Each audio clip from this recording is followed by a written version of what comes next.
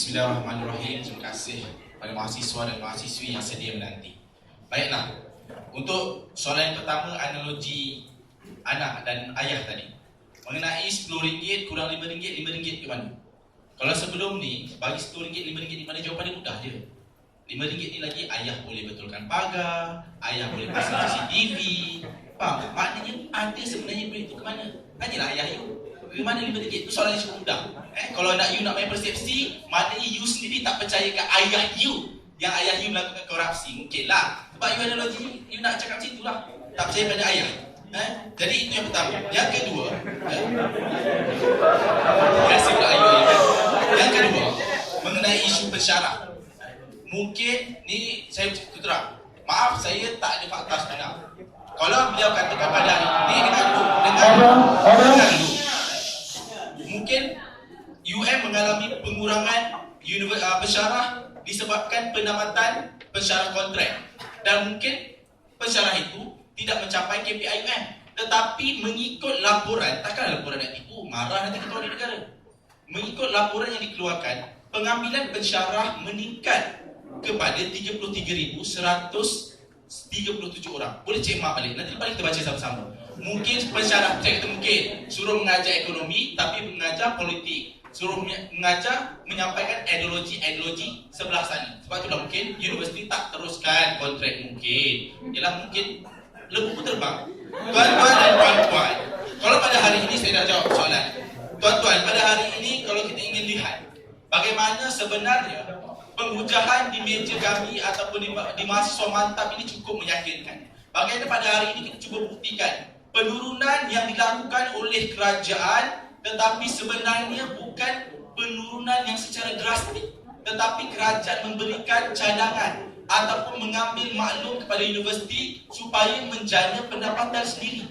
Kalau pada hari ini saudara Fahmi seawal bangkitnya memberikan contoh kepada Oxford University, Cambridge University, Harvard University, beliau kena nafikan bahawanya pada hari ini Harvard dan ranking top 10 the best university ini tidak mengharapkan dana kerajaan. Cuma mereka harapkan 30%. Tetapi apa yang Harvard lakukan hari ini, 70% ini daripada endowment, wakaf, daripada entrepreneur yang di universiti itu buat. Fahmi Zainul mesti nafikan. Supaya apa? Barulah percaya kalau hari ini kerajaan bagi 100%, UM ini akan jadi top 10 world ranking university. Barulah kami percaya. Cakap atas angin, susahlah. Tuan-tuan, puan-puan, saya faham anda tengah digest. Dan saya pun tahu kenyataan yang diberikan oleh Kalabana mengenai imbuhan. Menteri Pendidikan Tinggi memberikan jaminan mengenai imbuhan ataupun ganjaran 100%. Tetapi sebenarnya Kalabana ini kena baca sampai habis. Itulah selalunya kita buat. Baca statement sampai habis. Apa yang Menteri Pendidikan Tinggi kata? KPI itu mestilah merangkumi emolumen, IT, enrollment pelajar dan juga perkhidmatan. Baca balik sinar harian. Ada kenyataan Idris Yusof. Sebab itulah Kalabana jadi pembangkang ni. Jangan bagi surface. Dia nak pindah betul-betul. Kalau nak bagi idea. Jangan bangkang bekerja. Akhirnya idea ke mana, cadangan ke mana. Malah semua nampak salah di pihak kerajaan. Tapi mereka pun tak pernah nampak ataupun tak sedar diri. Kalau hari ini mereka ingin isukan, hujung sekali sampai ambatan, mereka kata pada mengenai isu urus takbir, 30 bilion lesap. Jangan kata 30 bilion lesap, 52 bilion aset kerajaan negeri Selangor pun hari ini tak terjawab azminan. Betul ke tidak? Kali saya sedih, perjanjian manifesto PRU 2008 kata apa? Kita ambil konsesi air ini tidak boleh didagangkan dan mesti percuma untuk rakyat. Tetapi dalam sidang Dewan Rakyat, Dewan Undangan Negeri cakap apa? Confirm konsesi air, harga air akan naik. Betul atau tidak? Betul. Ini kerajaan idaman mereka. Maka kita jawab isu juga kalau nak ungkit isu perasaan nasional. Tuan-tuan dan puan-puan, saya cukup sedih hari ini bila beliau mempertikaikan isu kenaikan jabatan Perdana Menteri bilangan bilion itu. Saya cukup sedih kerana apa telah diterangkan oleh Yang Berhormat Datuk Seri Syahidan Kassim. Kenapa meningkat?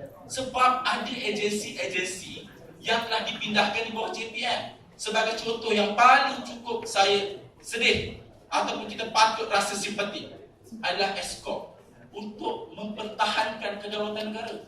Kalau pada hari ini kita memberikan peruntukan cukup besar untuk Eskom pun disalahkan, negara Malaysia mana ada menghargai ataupun tidak bahawa anda ini warga negara yang berdaulat? Kalau pada hari ini mereka pertikaikan kenapa JPM naik. Sedih saya lihat generasi saya pada hari ini tak jaga kedaulatan negara. Ini yang ada tuan dan puan-puan. Dalam masa yang sama juga dalam kesediaan kita lihat bagaimana dulu Kelantan. Dengar, dulu Kelantan tengok macam mana kena kesan banjir. Dan hari ini kerajaan umumkan peruntukan cukup besar untuk kita siap siagakan bagaimana kita akan menghadapi isu banjir. Takkanlah kita tak nak membela nasib rakyat. Sebab itulah Jabatan Perdana Menteri meningkat dia punya bajet. Takkan itu pun tak nak kita protek rakyat kita. Jadi mereka dah protek siapa? Semua itu. Tuan-tuan dan puan-puan, akhir kata, mana dia kata ni beberapa minit ini, saya nak mengenai simpati. Mana dia kata pada hari ini kita kena lihat bagaimana kita cuba dah sampaikan. Pada hari ini kerajaan tak kejar. Dia beliau katakan mengenai isu Yuniza. Yuniza ni saya cantik banyak sebab itulah kita ni nak jadi seorang yang thinker, strategis, kena baca fakta. Barulah boleh buku kita luas. Ini saya rasa macam bolehlah layan. Isu pengurangan Yuniza ni hanyalah 13.42%. Memang mungkin banyak, tetapi saya dah kata pada tahun ini semua universiti telah mencapai KPI untuk menjana pendapatan sebanyak 12%. Maknanya sebenarnya kerajaan tak kejar potong bajet. Sebab itulah kita mesti berdebat berdasarkan fakta. Jangan teori, jangan persepsi. Mana debat macam tu? Kalau cakap macam itu barangkali andaian babi hutan pun terbang. Tuan-tuan dan tuan-tuan rakan-rakan mahasiswa, akhir kata saya menyeru kepada mahasiswa dan mahasiswi untuk kita menganalisis satu persatu perkara yang sebenarnya kita mahasiswa mesti bertindak secara intelektual. Kita sebagai mahasiswa mesti menganalisis satu perkara yang mana kita mahukan perubahan terhadap kerajaan kita. Saya tidak nafikan mungkin kerajaan hari ini ada silap di mana-mana. Mungkin kerajaan hari ini ada melakukan dosa. Saya tak nafikan. Tetapi kita sebagai generasi muda harus berfikiran matang. Kalau kita mahukan perubahan terhadap kerajaan, mahasiswa, generasi muda mesti tunjukkan kematangan. Kalau kita cakap tak suka bikin, paku dulang, paku cepit. Kata orang, kita yang lebih. Itu yang sepatutnya generasi muda, khususnya mahasiswa pun menunjukkan satu perkara nilai entiti diri yang cukup tinggi. Tuan-tuan dan puan-puan, mungkin pemotongan bajet ini tidak disenangi sama, tidak disukai oleh semua. Tetapi kita harus lihat dan memberikan sokongan moral yang cukup tinggi. Kalau kita ingin mengejar Harvard University, kalau kita ingin berada dalam Cambridge University,